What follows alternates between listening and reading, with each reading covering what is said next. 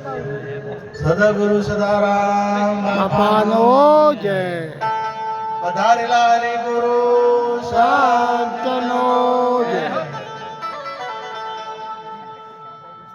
આજે શિવીબાઈની પુણ્યતિથિ નિમિત્તે એમના સુપુત્રો પ્રહલાદભાઈ તથા બધા ભાઈઓ મળી અને સુંદર જ્ઞાન યજ્ઞનું આયોજન કર્યું. અમે સંતોની પધરામણી કરી. ખૂબ ખૂબ ધન્યવાદ આ પરિવારને. આ પરમાર્થનું કાર્ય કહેવાય. ભજન સત્સંગ છે પરમાર્થનું કાર્ય કહેવાય. કેમ કે આમાંથી કોઈ જીવાત્મા ઉગરી જાય, એક શબ્દ એના જીવનમાં લાગી જાય અને જો કદાચ એક શબ્દથી એ તરી જાય, એક જ શબ્દ જેસલ ને લાગ્યો, એક જ શબ્દ જેસલ એક જ શબ્દથી તરી ગયા. તુલસીદાસ મહારાજ થઈ ગયા, એમને પણ એક જ શબ્દ લાગ્યો એમના પત્નીનો. એમના પત્નીને એમને ગુરુ માનેલા. એવા એવા ઘણા બધા મહાપુરુષો થયા છે કે એક શબ્દથી તરી ગયા અને એક શબ્દ જ આપણને લાગે એટલે કીધું કે એક શબ્દ ગુરુદેવ કા કાકા અનંત વિચાર, થક ગયા મુનિજન પંડિત વેદ ન પાવે પાર. હમણે અમારે અનીશભાઈ ગાતા હતા એમાં ધૂનમાં, પરદેશી પરદેશી જાના નહીં, મુझे छोड़ के जाना नहीं. હવે આ ઘણા વખત વર્ષ પહેલા જરા નવું ગીત આવ્યું તારે એક ગાડીમાં હું બેઠો હતો અને મને એક ભાઈ મશ્કરી કરી કે આ એ ભજન હશે. મેં કીધું મને ભજન લાગે છે, તમને જે લાગતું હોય લાગે, પણ મને આ ભજન લાગે છે. કે કઈ રીતના કીધું આ જે મોહમ્મદ જે રહેવા વાળો છે ને એ આ દેશનો નથી, એ પરદેશનો છે. અને આપણે ભજનમાં ગવાણું હતું હમણે કે સત સાહર નો તું છે ચલો અને ભવસાગર માં ભૂલાયો. આ ભવસાગર માં ભૂલણો છે.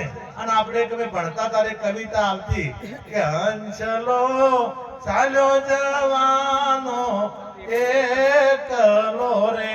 હંસલાને કોઈનો ન મળે સંગાત, હંસલો ચાલ્યો જવાનો એકલો. એ આ હંસની વાત કરી છે. આમાં રહેવા વાળો જે આત્મા છે એની વાત કરી છે. એટલે આ કાયા પ્રજાત કાયામાંથી જવાની તૈયારી કરે છે. તારે આ કાયા કહે છે કે પરદેશી પરદેશી જાના નહીં, મુझे छोड़ के जाना नहीं. આ તો જો તમને દ્રષ્ટિ મળે તો દરેકે દરેક ગીત ભજન છે. દરેકે દરેક તમે ગમે તેવું ગીત હોય, ફિલ્મનું હોય કે ગમે તે હોય, પણ તમારી દ્રષ્ટિ જો હમી હોય તો બધા ભજનો છે. અને તમારી દ્રષ્ટિ હોય તો આખું વિશ્વ ભગવાનનું સ્વરૂપ છે. તમારી દ્રષ્ટિમાં જો દોષ પડેલો હોય તો બધે દોષ દેખાય. આપણી દ્રષ્ટિમાં દોષ હોય એટલે બધે દોષ જ દેખાય.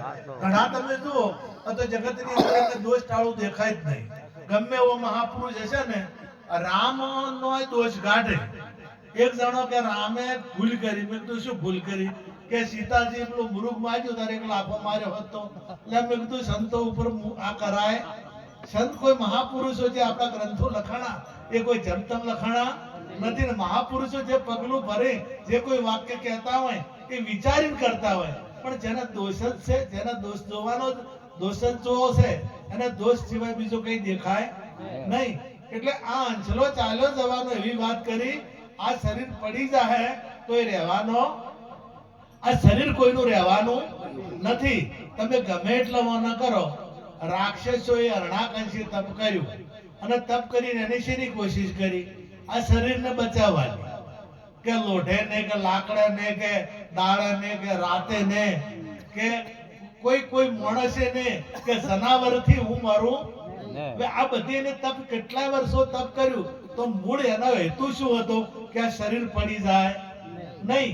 ભસ્માસુરે તપ કર્યું તો એનો મૂળ ઉદ્દેશ્ય શું હતો? કે શરીર પડે નહીં. એમ જે જે રાક્ષસો થયા એ બધાને તપ કર્યું પણ આ શરીરને બચાવવા કર્યું. ગમે એટલું તપ કર્યું તો હરણાકંશ શરીર રહ્યું, ભસ્માસુરનું રહ્યું, કોઈનું રહ્યું નથી. કોઈ એટલે આ શરીર તમે ગમે એટલા તપ કરો કે ગમે એટલા વ્રત કરો કે ગમે તેમ જપ કરો પણ આ શરીર નથી રહેવાનું ને નથી રહેવાનું. એટલે આ શરીર છે એટલી વાર તમે આ જે આમાં રહેવા વાળો છે ને એને ઓળખવાની શક્તિ તમારામાં છે. એ ઓળખી શકો તો એને જન્મ મરણ નથી. ન જાયતે ન મ્રિયતે ન ભૂતવા વ ભૂયઃ અજો નિત્ય શાશ્વતો પુરાણો ન અન્યતે અન્ય માને શરીરે. ગીતામાં ભગવાન બોલ્યા કે જન્મતો નથી, મરતો નથી, આવતો નથી, જાતો નથી. ભૂતકાળ, ભવિષ્યકાળ અને વર્તમાન કાળ, આ ત્રણ કાળમાં એ જેવો છે એવો ને એવો એ રહેશે. પરંતુ એને આપણા ભજનમાં મીરાબાઈએ ગાયું, આત્માને ઓળખ્યા વિના લખ 84 નહીં મટે, બ્રહ્મણાને ભાગ્યા વિના ભવના ફેરા નહીં મટે. તમે આત્માને ઓળખો તો પરમાત્માને ઓળખવા પડશે નહીં. પરમાત્મા આપોઆપ ઓળખાઈ જશે. પરંતુ એના માટે આપણે સદગુરુનું શરણું લેવું પડે ને લેવું પડે. તમે કોઈ પણ ગ્રંથ વાંચો, મહાભારત વાંચો, રામાયણ વાંચો, ગીતા વાંચો, તો છેલ્લે એક જ વાત આવે કે ગુરુ પાસે જવું પડશે. ગુરુ પાસે તમે કોઈ પણ વાણી વાપરો તો એમાં એક વાત આવશે કે ગુરુ પાસે જવું પડશે. અને અમે વારંવાર આર્યું કહ્યું એટલે કે તમે ગુરુનો ચમચેડ મેલતા નહીં. તો કીધું ગુરુ સિવાય તરાતું જ નહીં, અને ગુરુ સિવાય પરમાત્માની પ્રાપ્તિ થતી. તમારે બધા દેવોના દર્શન કરવા ને બધા દેવોના, જેટલા ભારતની અંદર નહીં પણ વિશ્વમાં જેટલા દેવો છે એ બધા દેવોના દર્શન કરવા હોય તો એકને ઓળખી લો. અને એકને ઓળખી લેશો ને એટલે બધા દેવોનો સાક્ષાત્કાર થશે ને થશે. પરંતુ આપણે ભગવાનની વાતો માનતા નથી, આપણે સંતોની વાતો માનતા નથી. આપણે હા કર, બધું ઘણું બધું વાહ કર, ભજનમાં છે, ભજન વભણા, શાસ્ત્ર વચ, રામાયણ મહાભારતના દાખલા, અને કોક મરી જાય અને જો કદાચ શમશાનમાં છે તો વાતો કર કે એક દાડો આપણે એવું આવવું છે, એક દાડો આપણે આવવું છે. પણ નહીં બહાર નીકળે એટલે પાછા હતા એના એ અહીંયા નક્કી કરે છે કે હું આવું છે. હું વિચાર કરતા હોય તો કે હવે આપણાથી ખોટું થાય નહીં, અને મનખા દેહ મળ્યો છે તો હવે લાવો પ્રભુ ભજન કરી અને ભગવાનના દર્શન કરી લઈએ. શમશાનમાં કોઈ એવા સારા પુરુષ નિર્માણ થયેલા અને ગામના બધા આપણું તો આખું ગામ હોય એમ શમશાનમાં બધા બેઠા હતા અને ચર્ચા થઈ એટલે અહીંયા બધા સારી વાતો કરે. એટલે હું ઝાડ હતા, ઝાડ ઉપર પેલા વોદરા આખા પાસા થતા હતા અને કૂદકા મારતા હતા. એટલે એક જણે કીધું કે આ વોદરા હતા ને એવા આપણ હતા પેલા વોદરા જેવા, પણ આપણે સુધરી ગયા અને વોદરા રહ્યા. આપણે એમાંથી મોણસ થઈ ગયા અને સુધર્યા ના. એટલે પેલા એક વોદરે આ વાત સાંભળી એટલે જે વડીલ વોદરો હતો ને એને પાસે જઈને પૂછ્યું કે પેલા નેચે બેઠા ને બધા વાતો કરે છે કે એ આપણા જેવા હતા એ, અને એ સુધરી ગયા ને આપણે સુધર્યા નથી. આ વાત સાચી છે કે કદાપી ના મેળ આવે. આપણે તેને લાગે વળગે જ ને કે ચેમ કે આપણે કોઈનું ખોટું કર્યું કે ના. જો એ હારા હોત તો રોમ એ લઈ જોત લડવા, આપણે ના લઈ જોત. રોમને જયારે યુદ્ધ થયું તરકેલ લઈ જા કે આપણો ને તો કે અરે તો અહીંયા જઈને રાવણ ના થઈ જોત. અરે જો કદાચ અહીંયા જ્યાં હોત ને તો આપણ હતા જ નાખ્યા ને કે અરે તો તમારે અંગ્રેજોની સરકાર આવી ને અંગ્રેજોની તરકુણ ફૂટ્યા હતા. આપણા કે બીજા કોઈ જયારે ગમે તે શાસનો આયા અને કદાચ અત્યારે આલા લોસો લઈને કૂટતા હોય તો કોણ? આ ના કે બીજા કોઈ.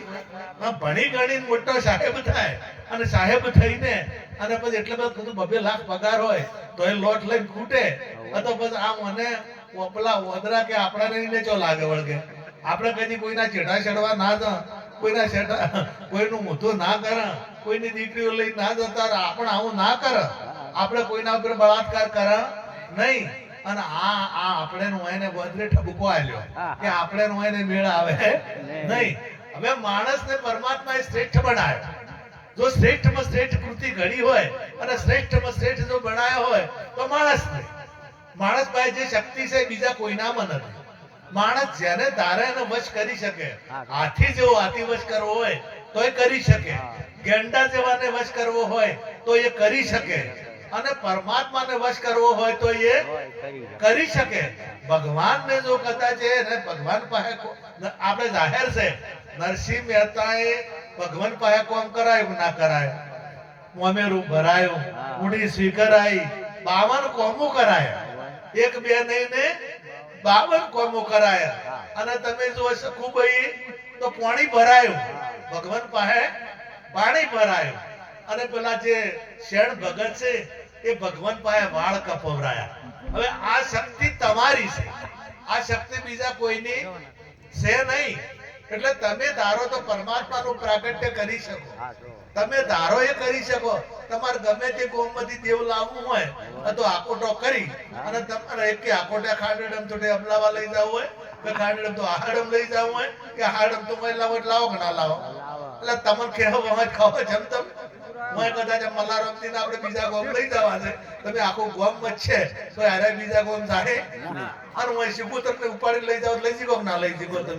તમે ધારો એ ગોલ આવે નાકોટો કરતા પેલ તરત તો એ બીજા ગોમ થાય કે ના જાય. એટલે તમારી શક્તિ અનમોલ છે, તમારો પાવર ખૂબ છે. એટલે તમે પરમાત્માનું ભજન કરી અને પરમાત્માનો સાક્ષાત્કાર કરો એવું તમારામાં શક્તિ છે. પણ સદગુરુ શરણે જવું પડશે અને સદગુરુ શરણે જ્યાં સિવાય કોઈ દાડો મેળ આવશે નહીં. આપણે જે બધા મળ્યા છે ને એ પૂર્વેનું 3 પ્રકારનું ક્રમ હોય. એક ક્રિયામણ ક્રમ, એક સંચિત ક્રમ અને એક પ્રારબ્ધ ક્રમ. આ 3 પ્રકારનું ક્રમ હોય. સંચિત એટલે ભેળું થયેલું, પ્રારબ્ધ એટલે તમે જે ભેળું થયેલું છે એ ભોગવી રહ્યા છો એ પ્રારબ્ધ, અને ક્રિયામણ એટલે તમે જે કરી રહ્યા છો એ ક્રિયામણ. હવે હાલ તમે કેવું કર્મ કરો છો એ ભેળું થશે અને ભેળું થશે એ સંચિત થશે અને પછી તમારે ભોગવવાનો વારો આવશે. તમે સારું કરશો તો સારું ફળ આવશે અને ભૂંડું કરશો તો ભૂંડું ફળ આવશે. ધૃતરાષ્ટ્રે ભગવાન શ્રી કૃષ્ણને પૂછ્યું કે હું વધળો કેમ થયો, મારા અંધાપો કેમ આવ્યો મને? એટલે ભગવાન શ્રી કૃષ્ણએ જવાબ આપ્યો કે 50 જન્મ પૂર્વે તમે હળગતી ઝાડમાં વસી અને 100 કબૂતરને વધળ કરીને માર્યા હતા. હળગતી ઝાડ 100 કબૂતરને વધળ કરીને માર્યા હતા. એટલે તમારું પુણ્ય હતું એટલા દાડા આ ચાલ્યું અને તમારું પુણ્ય પૂરું થયું એટલે તમને વધળા કરાય. તમારા હોય 100 છોકરા વધળા જ છે. ભલે ઓખ્યું હતી પણ બધા અધર્મ, એક છોકરા સિવાય 99 છોકરા એમના વધળા હતા. અધર્મમાં ચાલ્યા ને એ બધા અધર્મમાં ચાલ્યા અને બધા અધોગતિ. એટલે કર્મ કોઈને છોડતું ક્રિયામણ કર્મ તમે જેવું કરશો, તમે અત્યારે પરમાત્માનો સાક્ષાત કરશો તો પરમાત્માના ધામમાં તમારો કયામતનો દિવસ, એ કયામતનો દિવસ કહેવાય છે આપણે સાદી ભાષામાં. છેલ્લી જે ઘડી આવે છે અને એ ઘડીએ તમારા યમરાજા યમના દૂતો છે લેખ લેશે કે તમે શું કરીને આયા, તમે શું શું કામ કર્યો. આ તો જો કદાચ હારા કામ કરે હોય તો હારી જગ્યા મળે અને એનાથી અતિક્રમ કર્યો હોય તો ભગવાનનું ધામ મળે. એટલે સ્વર્ગે એક દાડો પૂરું થઈ જાય. સ્વર્ગે છે ને એક દાડો પૂરું થઈ જાય. આમ તો એક જણાને નરક મળ્યું એટલે મને જેવી સજા કરી તમે હળગતી સગડી ઉપર બેહાર્યો. હળગતી સગડી ને તે દેવતા થાય અને હળગતી સગડી ઉપર આ બેઠેલો એટલે પેલા દૂતો હતા ને પેલાના હોતો લ્યો ચમચમશે એને એટલે એરા જોવા ગયા ને તો અહીંયા બેઠો બેઠો અરે સગડી ઉપર બેઠો બેઠો બીડી પીએ રહેતો. પેલા કે તન તો તકલીફ નથી કે ના રે મજા છે, કરના કરતા સારું. પેલો કે કરના કરતા, હવે એવી સજા કરી છે તો શું કે કરના કરતા સારું. તો ઘેર કેવું હશે મને?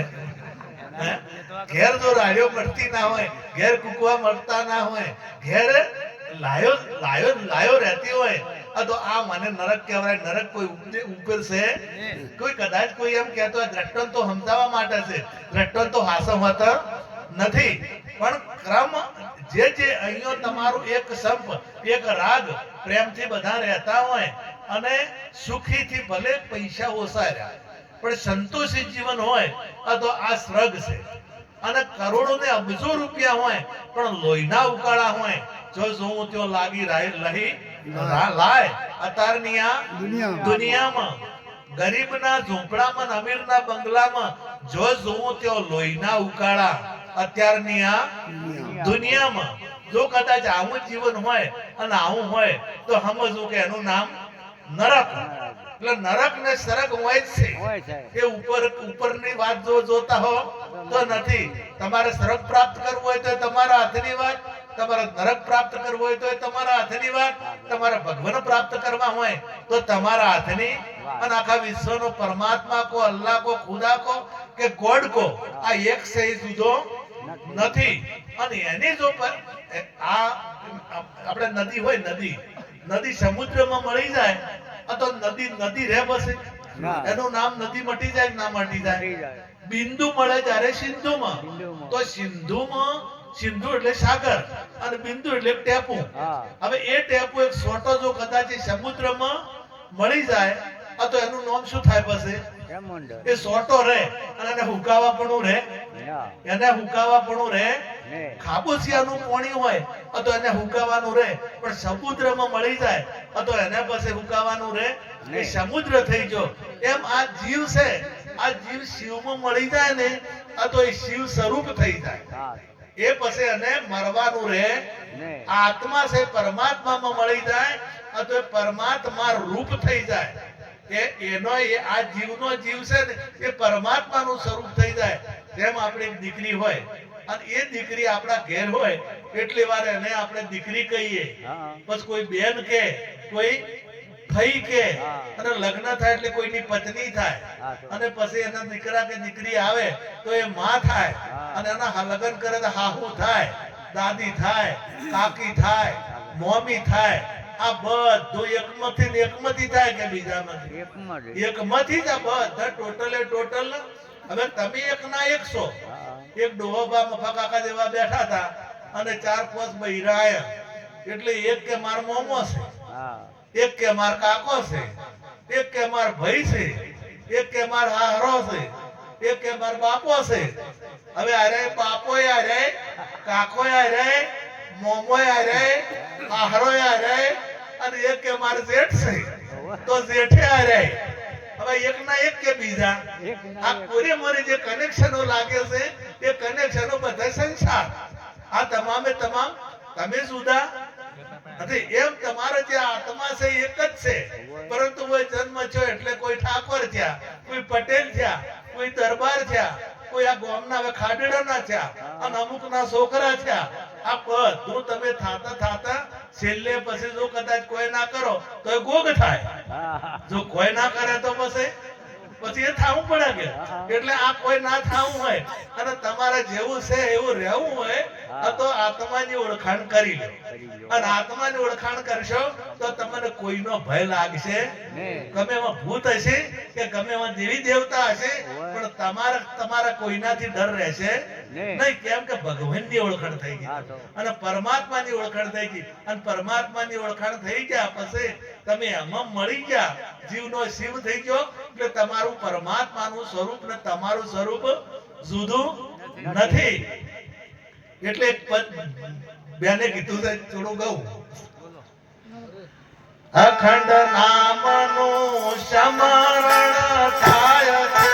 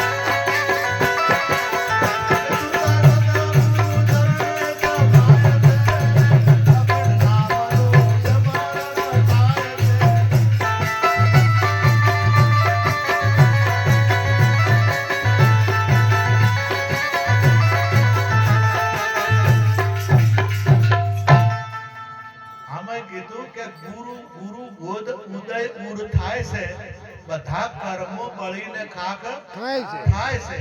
હવે આ ગીતાએ એનું પ્રમાણ આપ્યું છે યથે ત્વસી શમિતો અગ્નિ ભસ્મસાત કરું તે તથા જ્ઞાના અગ્નિ સર્વ કર્માણી ભસ્મસાત કરું તે તથા કે એ અર્જુન જ્ઞાન અગ્નિ પ્રગટ થાય તો તમારા બધા કર્મો બળીને ખાક થઈ જાય છે. અને જ્યારે હું નામે નિવેડો થાય કે હુંની ઓળખાણ થાય હું કોણ છું તો સચરાચરમાં પછી ઈશ્વર ઓળખાય. એટલે ઈશ્વરને ઓળખવો હોય તો સદગુરુનો શરણ લઈ અને આત્માની ઓળખાણ મને ઓળખી લેશો તો પરમાત્મા ઓળખાઈ જશે. આટલું કહી મારી વાણીને વિરામ આપું અને આ પરિવારને તાળીઓથી વધાવો. સદગુરુ